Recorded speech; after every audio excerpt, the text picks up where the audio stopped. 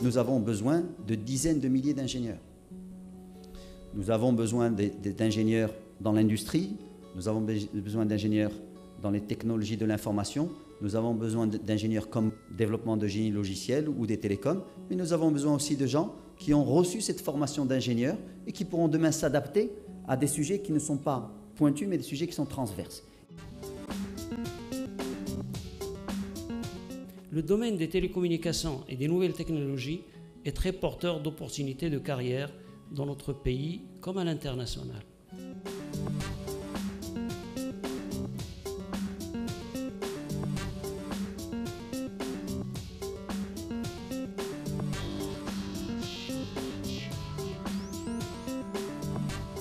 Cher Topin, il faut savoir que le secteur des technologies de l'information, aujourd'hui, au Maroc, représente 9% du produit intérieur brut de notre pays, avec une croissance annuelle de 11%.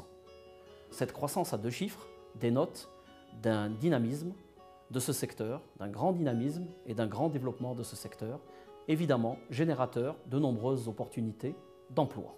Notre école aujourd'hui permet d'offrir à travers tout son cursus de formation d'ingénieur les bases et tous les outils nécessaires pour justement une excellente insertion.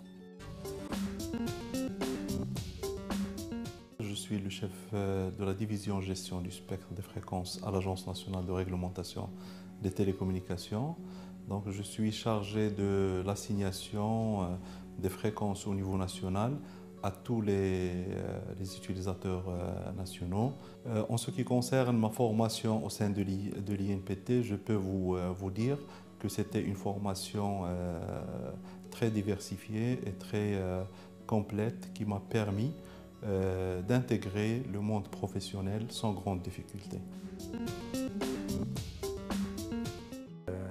Une formation de base dans les techniques pour les télécommunications, une forte adaptation à un environnement international, de fortes compétences managérielles et donc une polyvalence aujourd'hui qui est demandée pour l'ingénieur dont on veut qu'il s'intègre dans un milieu international.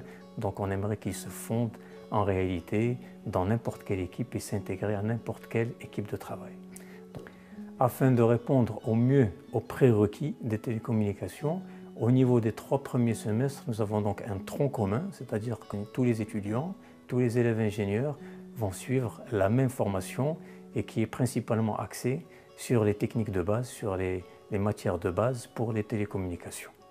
À cela, on vient rajouter un certain nombre de travaux pratiques qui ont un volume horaire qui est assez important au niveau des 3 premiers semestres et qui vont donc permettre aux élèves ingénieurs de commencer à pratiquer sur des équipements qui sont aujourd'hui largement utilisés dans les télécommunications. C'est une formation qui est basée sur l'aspect théorique et beaucoup de pratiques. Nos ingénieurs sortent opérationnels dans l'entreprise et ça se voit avec les différents PFE qu'ils réalisent. Les objectifs de nos recherches et développement au sein de l'INPT, c'est de former les ingénieurs en recherche pour développer bien sûr des nouvelles technologies ou d'améliorer des technologies dans le domaine des télécommunications.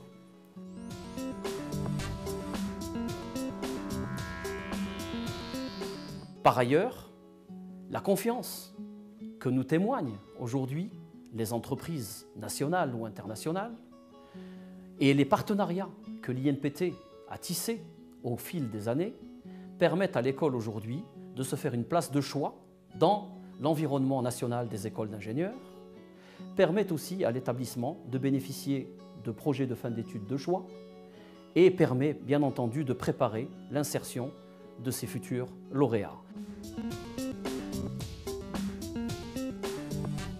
Zouhair El-Khedissi, je suis lauréat de l'INPT, promotion 99. Je dirige actuellement une entreprise qui opère dans le domaine des services mobiles et j'opère aussi en tant que consultant dans le domaine de la formation et du recrutement dans le secteur des télécommunications. Donc, suite à l'obtention du diplôme en 99, j'ai intégré une multinationale, en l'occurrence Nokia, en tant qu'ingénieur planification réseau. J'ai travaillé chez la multinationale pendant une année, j'ai appris beaucoup de choses en termes de processus, d'ouverture à l'international, de gestion et d'organisation. Par la suite, j'ai été recruté chez une SS2I marocaine en tant que chef de projet puis directeur de projet.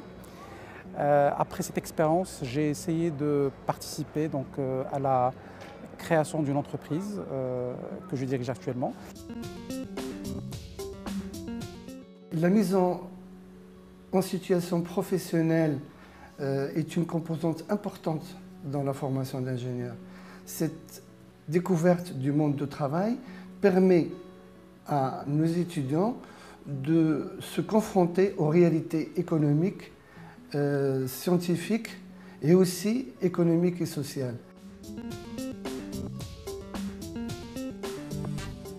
Du point de vue formation continue au niveau de l'IMPT, on a un certain nombre de formations qui se font. C'est des masters en partenariat avec les 2 écoles françaises de renommée.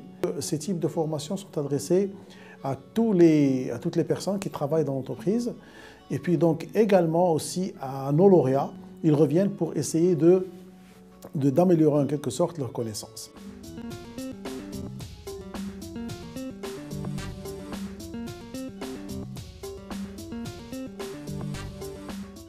Je suis Kausa Hafdi, j'ai 21 ans et je suis étudiante en 2e année à l'IMPT. J'étais classée 35e en CNCMP et j'ai donc intégré cette école qui forme des ingénieurs en télécom, un domaine que j'ai toujours aimé.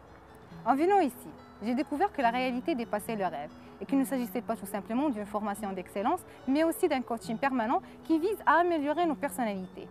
Comment cela c'est-il possible? L'IMPT, c'est un monde totalement différent. On fait du parascolaire, on pratique du sport, on établit des connaissances, un réseau professionnel et personnel et bien sûr on suit nos cours. Le bureau des étudiants chez nous est une association indépendante reconnue par l'État et qui a son propre budget, sa conception et ses planifications. Cette entité touche le domaine pédagogique à travers son comité pédagogique. Elle s'occupe aussi de l'organisation et le financement de la quasi-totalité des activités parascolaires. L'IMPT est considéré parmi les écoles leaders en parascolaire.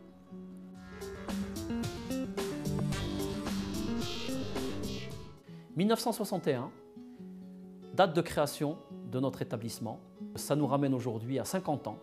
2011 verra effectivement la célébration du cinquantenaire de notre établissement. 1974 a été aussi une date phare puisque l'école est passée d'une formation d'ingénieur en Bac+3 à une formation en Bac+4 que nous appelons des ingénieurs d'application.